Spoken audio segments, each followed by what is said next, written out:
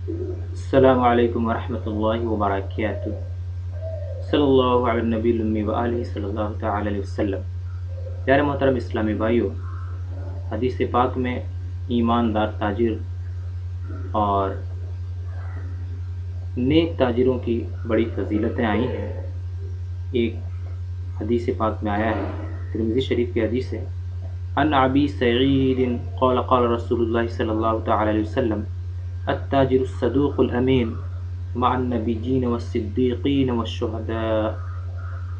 حضرت ابو سعید رضی اللہ تعالیٰ عنہ نے کہا کہ سرکار اقدس صلی اللہ تعالی علیہ وسلم نے فرمایا کہ بہت سچے اور دیانتدار تاجر کا حشر نبیوں، صدیقوں اور شہیدوں کے ساتھ ہوگا۔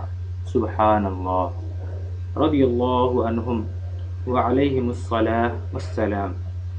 دوسری حدیث پاک میں آیا ہے، ان عبید بن رفاعۃ عن ابیہ عن النبی صلی اللہ تعالی علیہ وسلم قال التجار يحشرون يوم القيامة فجارا الا من اتقى وبر وصدق۔ ترمذی، ابن ماجہ۔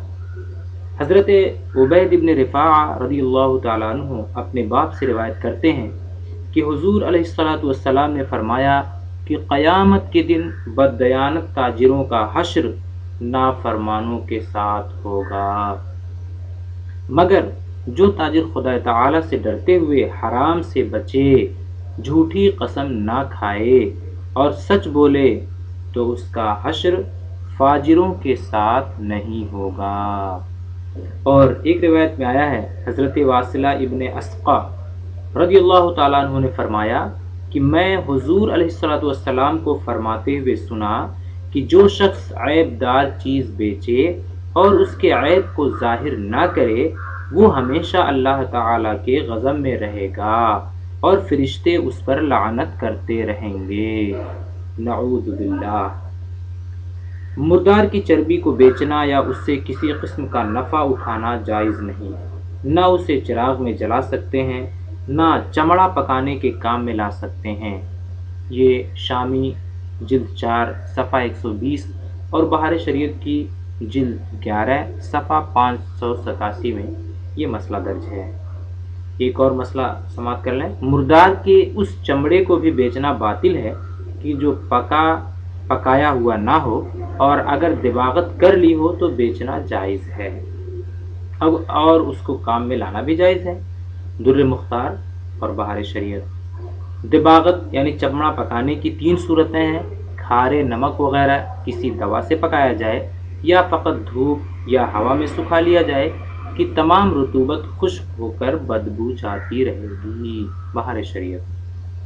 تیسرا مسئلہ ہے، کافر حربی کے ہاتھ مردار کی چربی اور چمڑا بیچنا جائز ہے، بہار شریعت بحوالہ رد المختار۔ بعض لوگ گائے بکری بٹائی پر دیتے ہیں کہ جتنے بچے پیدا ہوں گے دونوں نصف نصف لیں گے، یہ اجارہ فاسد اور ناجائز ہے۔ بچے اسی کے ہیں جس کی گائے اور بکری ہے، دوسرے کو صرف اس کے کام کی واجبی اجرت ملے گی، بہار شریعت جلد 14 صفحہ 219۔ پانچواں مسئلہ ہے، کسی کو مرغی دی کہ جتنے انڈے دے گی دونوں نصف نصف تقسیم کر لیں گے، یہ اجارہ بھی فاسد ہے اور ناجائز ہے۔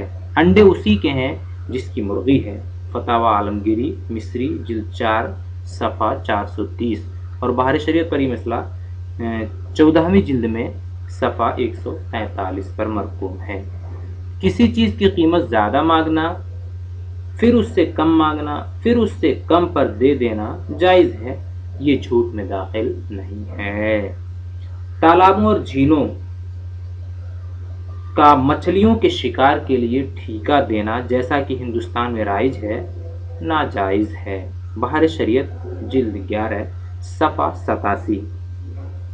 اور یہی مزید کتابوں میں بھی جو فقہ کی کتابیں ہیں اس میں یہ مسئلے درج ہیں۔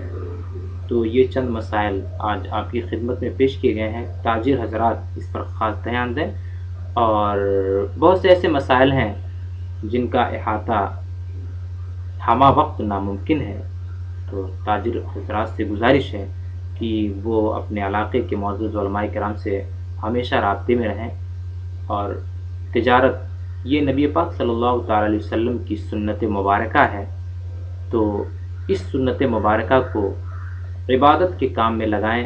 اگر آپ اسے سنت کی نیت سے کریں گے تو انشاءاللہ آپ کو ثواب بھی ملے گا اور اس کا اجر بھی ملے گا، مزید آپ کے رزق کا اس کے ذریعہ اہتمام بھی اللہ عز و جل فرما دے گا۔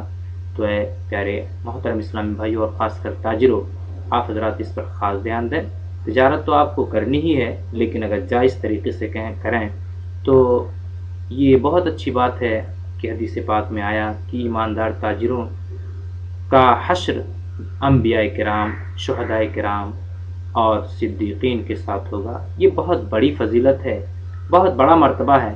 اگر تاجر حضرات اس کا خیال رکھیں تو یقیناً اس کا فائدہ انہیں حاصل ہوگا، لیکن افسوس کا مقام یہ ہے کہ غیر تو غیر آج ہمارے اسلامی بھائی بھی اس جرم میں ملوث ہیں کہ وہ تجارت میں دھوکہ کرتے ہیں، دغا بازیاں کرتے ہیں، مکاریاں کرتے ہیں، جھوٹ بولتے ہیں، اور یہ کہتے ہوئے نظر آتے ہیں کہ اگر ہم جھوٹ نہ بولیں تو ہماری تجارت ہی نہیں چلے گی۔ ایسا کچھ نہیں ہے۔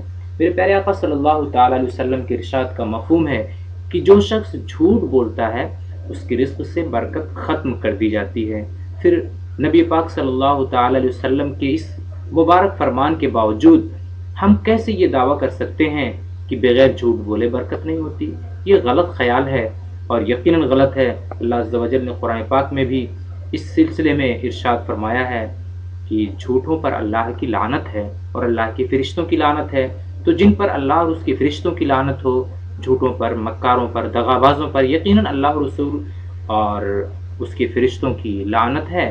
تو جھوٹ، دغابازی، مکاری، عیاری سے سبھی لوگ بچنے کی کوشش کریں، خاص کر تاجر بھائی، اور اس میں نبی پاک صلی اللہ علیہ وسلم کی بتائی ہوئی جو شریعت ہے اس پر عمل کرنے کی کوشش کریں۔ السلام علیکم ورحمۃ اللہ وبرکاتہ۔